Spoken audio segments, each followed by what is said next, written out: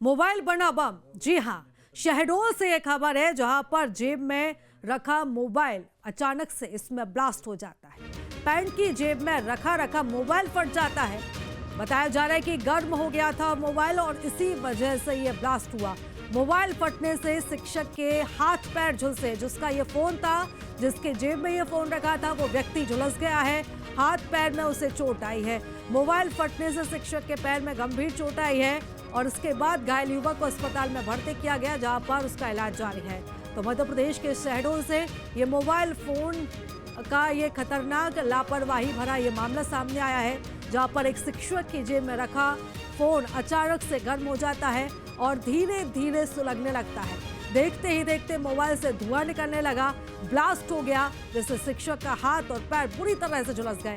यह हादसा स्कूल परिसर में हुआ और सामने रहते सूझबूझ दिखाते हुए शिक्षक ने मोबाइल बाहर फेंक दिया, वरना क्लासरूम में बैठे बच्चों की जान पर भी खतरा पड़ सकता था। बताया ये जा रहा है कि शिक्षक अरविंद कुमार गुप्ता ने कुछ समय पहले ही ये नया मोबाइल खरीदा था। मामले में शिक्षक ने थाना कोतवाली में लिखी शिकायत की हादसे में। यहाँ शिक्षक का कहना है कि मोबाइल फोन हमारी जिंदगी का एक अहम हिस्सा है, लेकिन इनसे हमारी सुरक्षा की गारंटी ना हो तो ये कभी भी खतरा बन सकते हैं। उन्होंने सभी से अब सतर्क रहने की भी अपील की है। तो इस वक्त ये बड़ी खबर हम आपको बता रहे हैं, जहां पर देखिए किस तरीके से यह हादसा हुआ है। ये शिक्षक, ये व्यक्ति जिसने अभी हाल ही में कुछ समय पहले ही इस फोन को खरीदा था, उसके जेब में ये फोन रखा था और शिक्षक ने ये जानकारी दी है कि धीरे धीरे से फोन सुलगता है।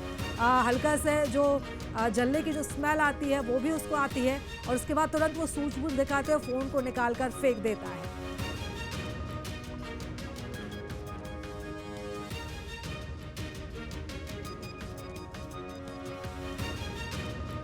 और चलो इस खबर पर हम ज्यादा जानकारी लेंगे। हमारे साथ सुखदीप जी जुड़ चुके हैं, जो एक्सपर्ट हैं इस पूरे मामले में। हम उनके साथ ज्यादा जानकारी लेने की कोशिश करेंगे। सुखदीप जी, जिस तरीके से पूरा मामला सामने आया है, एक व्यक्ति जिसने हाल ही में फोन खरीदा था, ज्यादा लंबा समय भी नहीं हुआ था, उसके साथ ये घटना घटती है। सबसे पहला मेरा यही सवाल है कि जब इस तरह की घटनाएं होती हैं तो कंज्यूमर की तरफ से, उपभोक्ताओं की तरफ से पहला कदम क्या उठाया जाना चाहिए? देखिए, सबसे पहले तो पुलिस में एक रिपोर्ट होनी चाहिए, हम्म। जिससे कि ये मामला बने कि हाँ, इस तरह की कोई घटना हुई। क्योंकि ये देखा गया है कि उपभोक्ता आयोग, जिला आयोग जो है वो तो परिवादी को ही संदिग्ध दृष्टि से देखने लगता है हम्म। और वो ये सोचता है कि जो हमारे पास जो आते हैं हमारे आयोग में, वो ज्यादातर झूठे लोग ही आते हैं या अनावश्यक लाभ लेने के लिए आते हैं। तो इसके लिए जो परिवादी हैं, जो पीड़ित हैं, उनको सबसे पहले तो कोतवाली में एक रिपोर्ट डालना चाहिए कि उसके साथ इस तरह की ठगी या दुर्घटना या उस तरह से उसका नुकसान हुआ है, जिससे कि उसका जो दावा है वो मजबूती के लिए एक प्राइमा फेसी जो है एक आधार बन सके। कई दूसरी बार जब बात, जी। जब इसके बाद जी, जी, हम्म। जी। बिल्कुल। और जब इस तरीके के मामले आते हैं तो कई बार हमने ये भी देखा है कि कंपनी इसे स्वीकार करने से मना कर देती, शिकायत भी की जाती है, एफआईआर भी की जाती है और कई बार कंज्यूमर कोर्ट में भी कई बार आवेदन दिए जाते हैं। लेकिन जब कंपनी इसे अस्वीकार कर दे, मानने से इनकार कर दे, तो क्या फिर कदम इसके बाद उठाए जा सकते हैं? देखिए, अगर जैसी कि ये घटना अभी हाल ही में बहुत दुखद सामने आई है हम्म। और जाहिर है कि जो हमारी आशंका है कि कंपनी जो है वो पल्ला झाड़ने की पूरी तरह कोशिश करेगी, तो हम्म। उसके लिए जो है वो पुलिस को कहे कि इसका पंचनामा बनाए और उसके जो ब्लास्ट के जो पार्टिकल हैं उनको कलेक्ट करे।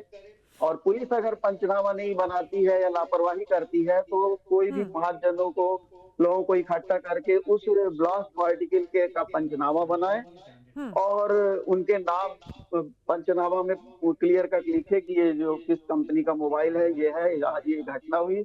उसके हम्म। जो है पार्टिकल जो है इसमें किसी में पैकेट में सील करके रख लें और हम्म। जिनके सामने पंचनामा बनाया गया है उनके नाम, पिता का नाम, पता, आधार कार्ड, मोबाइल, ये सब लिख के और उनको एक पंचनामा भी तैयार करना चाहिए। हम्म।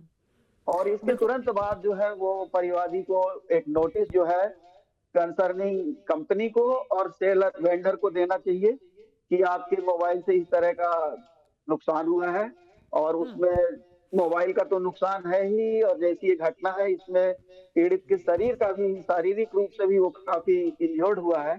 तो उस पूरी शारीरिक क्षति के लिए भी वो आयोग में अपना दावा जो है वो पेश कर सकता है। हम्म। बिल्कुल शुभदीप जी, ये महत्वपूर्ण कदम जो आपने बताए हैं, इन कदमों का पालन किया जा सकता है। आप बने रहिएगा हमारे साथ, मैं लौटूंगी आपकी तरफ। हमारे साथ पंकज बजाज जी भी जुड़े हुए हैं जो मोबाइल के जानकार है, एक्सपर्ट हैं। पंकज जी, जिस तरीके की ये घटना सामने आई है उसके बाद जहन में सबसे पहला सवाल यही उठता है कि आखिर क्यों इस तरह की घटना होती है, क्या वजह रहती है जिसकी वजह से अचानक से मोबाइल में ब्लास्ट होता है। और खास तौर पर सवाल तब और भी ज्यादा बड़ा हो जाता है जब मोबाइल नया ही हो, तुरंत में ही खरीदा हो, उसे कुछ महीने हुए हो, और इस तरह की जब घटनाएं होती हैं तो। देखिए, ऐसा होता है जैसे अगर नया फोन है तो नए फोन में इंटरनल वैसे कभी इश्यूज आते नहीं हैं, और वो भी एक्चुअली नए फोन में अगर ब्लास्ट होता है तो इसमें सरासर फिर कंपनी की कहीं ना कहीं बनावटी में कहीं ना कहीं प्रॉब्लम हो सकती है। देखिए, मोबाइल का बैटरी का ब्लास्ट होना या कुछ भी एनीथिंग कुछ भी होता है, तो कभी कभार ऐसा होता है कि इलेक्ट्रॉनिक डिवाइस कोई कंज्यूमर चार्जिंग में लगा के भी फ़ोन पे बात करता है, तो इस तरीके की भी घटना हो सकती है कि करंट पास हो रहा है, तो कहीं ना कहीं ऐसे भी हो सकता है। अगर नया फ़ोन है, जैसे नए फ़ोन में ऐसी दिक्कतें आती नहीं है। अगर चार्ज में नहीं लगा हुआ है और ब्लास्ट हो रहा है तो ये फिर कंपनी की कहीं न कहीं दिक्कतें हैं, जो इलेक्ट्रॉनिक डिवाइस को बनाने में इन्होंने कहीं न कहीं कुछ न कुछ खामियां बरती होंगी। वैसे इंटरनली मोबाइल में दिक्कत आती नहीं है, हम भी काफ़ी टाइम से अपन काम कर रहे हैं, 15 साल से ऊपर हो रहा है। तो ब्लास्ट वैसे तभी होता है जब बैटरी फूल जाती है। बाकी बिल्कुल, और ऐसे इस वजह से भी ये हादसे होते हैं। बने रहिएगा पंकज जी आप हमारे साथ, मैं लौटूंगी आपकी तरफ। शुभदीप जी भी हमारे साथ बने हुए हैं। शुभदीप जी, जिस तरीके से घटना आई और ये तमाम महत्वपूर्ण जानकारी आपने साझा की है, लेकिन कई बार ऐसा भी होता है कि फ़ोन वारंटी पर है, और अगर फ़ोन वारंटी पर है तो क्या इसके बाद भी कंपनी पर क्लेम किया जा सकता है? क्या कुछ होता है इसके बाद? जी, जी, बिल्कुल। वारंटी पे है तब तो उसका दावा और भी पुख्ता है। हम्म। अगर वारंटी पे नहीं भी होता तो भी वो क्लेम कर सकता है। हम्म। और जैसा कि ये बता रहे हैं कि बैटरी फूल गई होगी, तो मेरा तो ये मानना है कि जो जब नया मोबाइल है तो बैटरी फूलने का कोई कारण नहीं है। बैटरी जो है साल साल भर के बाद ही उसमें कोई डिफेक्ट आता है। अगर बैटरी अभी तुरंत खरीदा है और बैटरी फूल गई है तो ये और भी ज्यादा विक्रेता की क्वालिटी में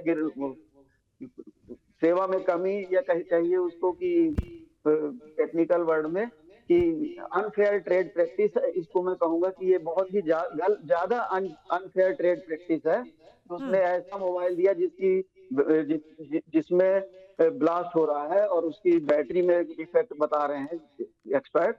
तो ये तो और भी ज्यादा गंभीर बात है। ठीक है शुभदीप जी, बने रहिएगा आप हमारे साथ। हमारे सहयोगी कृष्णा तिवारी भी लगातार हमारे साथ बने हुए। कृष्णा तिवारी, देखिए जिस तरीके से घटना सामने आई है, तमाम एक्सपर्ट्स भी हमारे साथ जुड़े हुए हैं। क्या अपडेट है मामले को लेकर? अभी जो पीड़ित है, क्या उसने किसी तरह की कोई शिकायत दर्ज करवाई है? क्या कुछ अब उसका कहना है? देखिए, ये जो घटना है शहडोल जिले के जैसलमेर के एक स्कूल में हुई थी, जब बच्चे को क्लासरूम में अरविंद गुप्ता नाम के टीचर पढ़ा रहे थे। जैसे वो मोबाइल को जेब में गर्म उसका लगा तो वो सीधे बाहर आए। हालांकि उनको बोलते हैं कि जो कहना है उनको कि मोबाइल से इसको उंगली जल गई थी। जैसे वो बाहर आए तो मोबाइल उसके जेब में फट गया। हालांकि तत्परता से उन्होंने मोबाइल को बाहर फेंक दिया, नहीं तो और बड़ी दुर्घटना हो सकती थी। गनीमत रहे कि बच्चे के क्लासरूम में घटना नहीं घटी, नहीं और बड़ा हादसा हो सकता था। हाल ही फिलहाल जो अभी डॉक्टर उनका इलाज किए हुए हैं और फिलहाल उनकी हालत स्थिर है, उन्हें घर अभी डिस्चार्ज कर दिया गया है। हालांकि उनका डॉक्टर परीक्षण जारी है, लेकिन फिलहाल अभी उन्होंने किसी प्रकार की शिकायत की नहीं है। उसे कांटेक्ट किया जा रहा है। हालांकि उनका मोबाइल ब्लास्ट हो चुका है, नंबर बंद है, तो कहीं ना कहीं अभी फिलहाल किसी प्रकार की कोई शिकायत थाने में नहीं की गई है और फिलहाल अभी से कोई सूचना आई भी नहीं है। जी, क्या कंज्यूमर कोर्ट में किसी तरह का कोई आवेदन उन्होंने दिया है? अभी फिलहाल तो सिर्फ वो बयान जारी किए थे कि मैं कंज्यूमर कोर्ट में जाऊंगा, उपभोक्ता फोरम में जाऊंगा, और ऐसी कोई अभी उन्होंने कहीं भी शिकायत नहीं की है जिससे कुछ उनको इनसे कार्रवाई हो सके, उनको फायदा मिल सके। फिलहाल अभी ऐसी कोई जानकारी हमारे पास नहीं है, लेकिन उनको कहना है कि वो कंज्यूमर कोर्ट में जाएंगे। जी, ठीक है, आप बने रहिएगा कृष्णा, मैं लौटूंगी आपकी तरफ। शुभदीप जी भी हमारे साथ बने हुए। शुभदीप जी, जिस तरीके से हमने बात सुनी यहाँ पर हमारे सहयोगी की। कई बार ऐसे मामले होते हैं जब इस तरीके के हादसे होते हैं तो लोग आगे भी नहीं बढ़ते, क्योंकि प्रक्रिया कई बार इतनी लंबी पड़ जाती है। तो अब लोगों को ये लगता है कि अब कौन इस तरीके के जो है वो कामों में पड़े, बहुत ज़्यादा जो है चक्कर लगाने पड़ते हैं।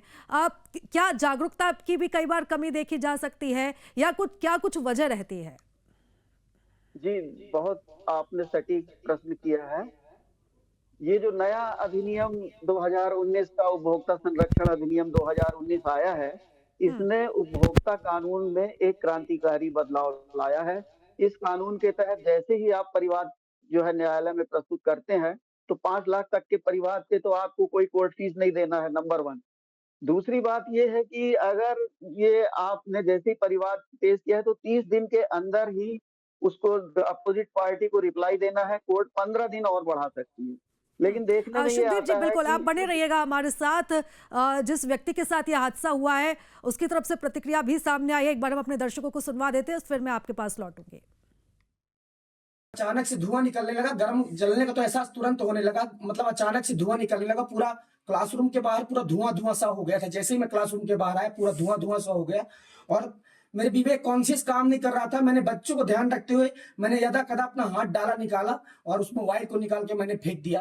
पहली बार तो मेरी ये उंगली चली, फिर भी मैं दिमाग लगाया कि अगर मेरी एक ही हाथ जला तो क्यों ना मैं इसी हाथ को जलाऊं। वापस से मैंने मोबाइल जेब में डाला और निकाला। मेरा पूरा जींस का पूरा ब्लॉकेज पूरा फट गया है। मेरे पास पैंट उपलब्ध नहीं, मैं आपको फोटो दिखा सकता था।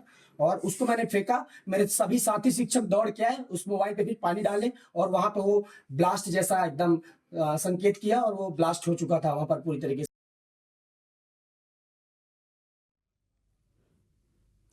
जी शुभदीप जी, अपनी बात को पूरा कीजिएगा जी।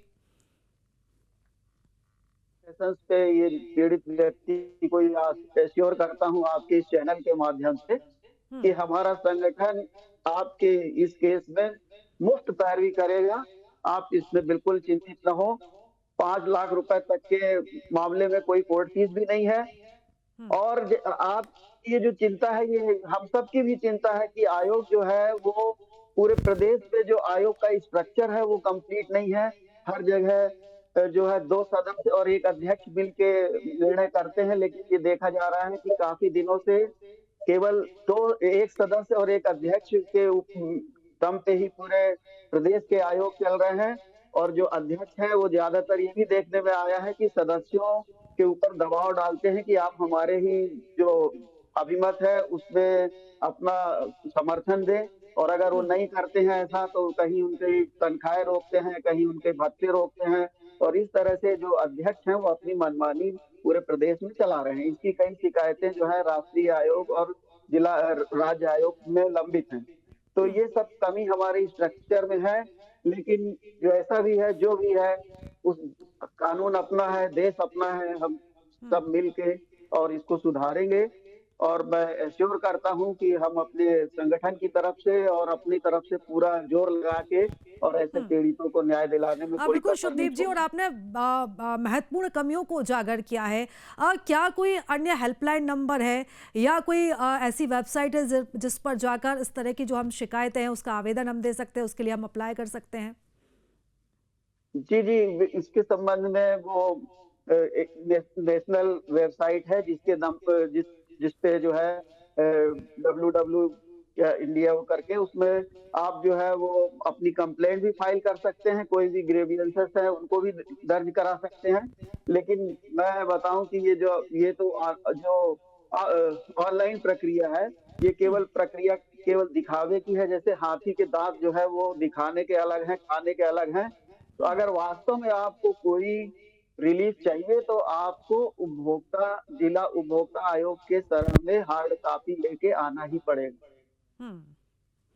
बिल्कुल, और सबसे महत्वपूर्ण बात यह है कि आप ऑनलाइन की जगह आप खुद ही आप कोर्ट जाएं और अपना आवेदन प्रस्तुत करें। शुभदीप जी, अगर हम इस पूरे घटनाक्रम को लेकर हम बात करें, जिस तरीके से हमने बात भी सुनी है पीड़ित की, उसका ये कहना है उसको धुएं की उसको हल्का हल्का सा फील भी हो रहा था उससे पहले से। तो क्या जब इस तरह के हादसे होने वाले रहते हैं या मोबाइल में ब्लास्ट होने वाला रहता है, किसी तरह का कोई सिग्नल आता है जिससे पहले से पता लग जाए कि नहीं अब हादसा होने वाला है या कुछ इस तरह की घटना होगी?